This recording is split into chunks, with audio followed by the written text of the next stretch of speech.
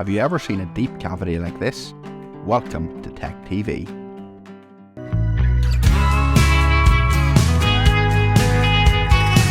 Hello folks, Tom here, Tech TV. Whoa! What on earth is stuck on this cow's foot? I'm a better cook than I am a trimmer, so this is why I get this job. I don't know what you would call us, but I think we'd go down under the name of hoof trimmers.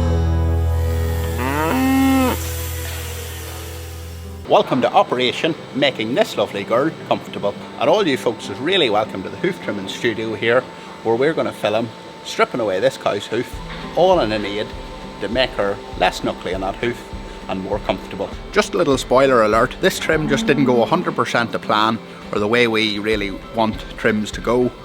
Keep watching, you'll see how it all unfolds, and we will do our best to make this right.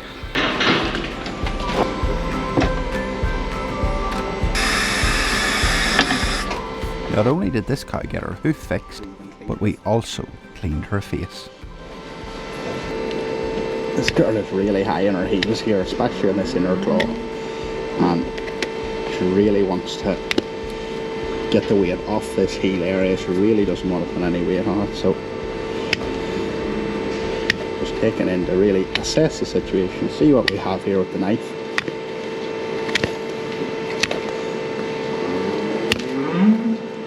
And that's the start of a hoof layer there. This here is like a separated hoof, which I think will maybe trim off. I think that this layer is even below that. I'll get rid of that now. So there's a little bit of a cavity here of the start of the sole separation here. This is hopefully just a wee bit of dried manure. I'm not near a hose today. I try and wash them when it's possible, but this here's dried on manure, so we just really have to get on with the trim. We could go away and look for a hose and spend half the day doing that, but there are other cows waiting.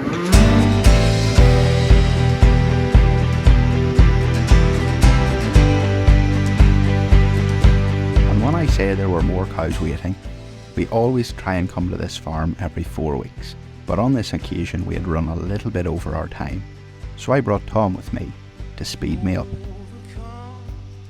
But the best part of the hoof trimming job is seeing the difference that we make to cows. The second best part is meeting all these dogs. They just love the hoof trimmer. Which brings me to my next question. Are you a cat lover or a dog lover? I have to confess, I think I'm leaning a little towards the dogs. I don't know, I'm just going to show you a different camera angle, but this here is actually a proper cave in here. It's really deep. It's really, really deep. And there looks to be digital dermatitis right in there, but I'll change this camera angle and let you see into the cave. That's probably the best angle there without the shadow or the lights getting in the way. But we can see right into this cave. And yes, as I said there, it is completely infected with dermatitis.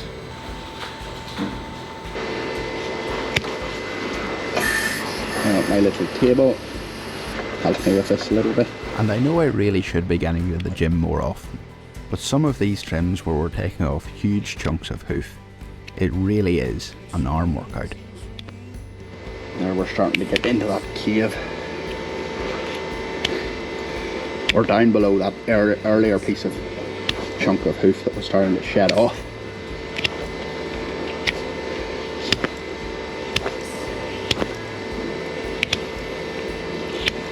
This here's the white line area that we're removing. The dermatitis is starting to really, you can probably see if you're watching hoof trimming videos, you can probably spot it as quick as I can. Sorry, Gar.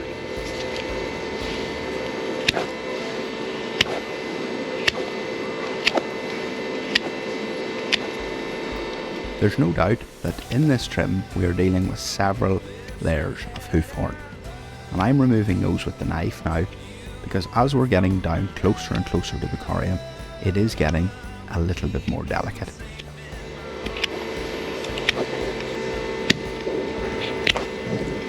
So with each swipe of this knife here, I'm really lowering this infected claw that when I put on the block, it's going to make all the difference. All these parts of the trim will come together, lowering this, increasing this, to rest this basically. Just going to wash off a little bit of this and see where the hoof is and where the corium is.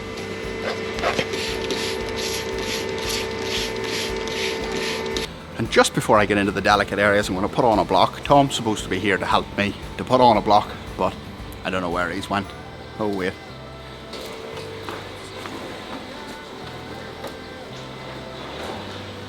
What's up, Gareth? You look guilty. You look like you know you should have been there to get a block for me. No, it's just text my girlfriend. I don't want your mother to know. Young people are supposed to spend too much time on their phone, but if you seen Tom's screen time, it would scare you. It scared me. So after I confiscated Tom's phone, it was time to get the block stuck on.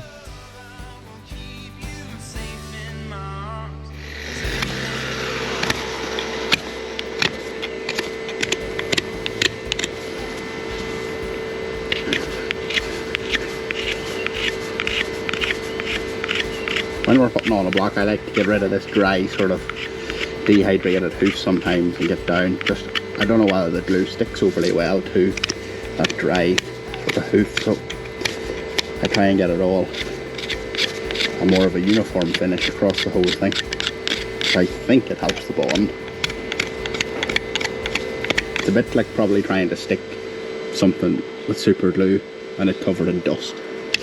That's kind of my analogy for this, where I kind of get rid of that dusty type hoof.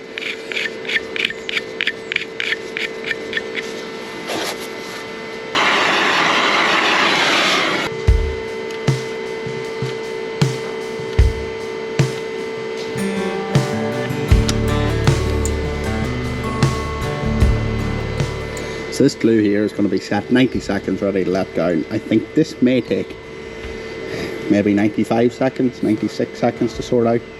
So we have to be quite delicate with this because it is pretty tender.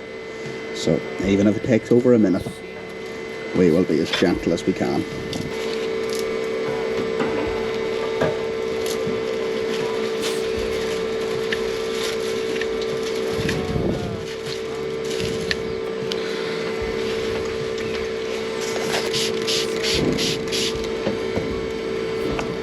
Just keep on washing this. Basically this dark area here is all the old hoof that needs to come off.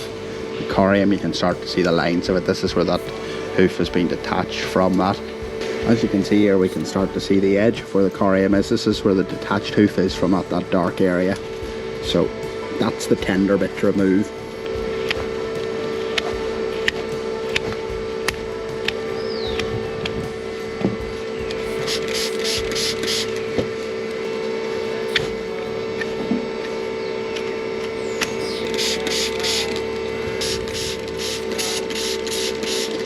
Voice over that.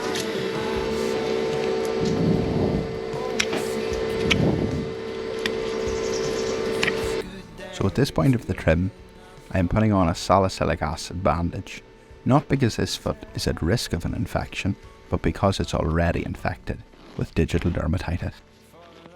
And I also have to confess, I'm really loving these new pink bandages.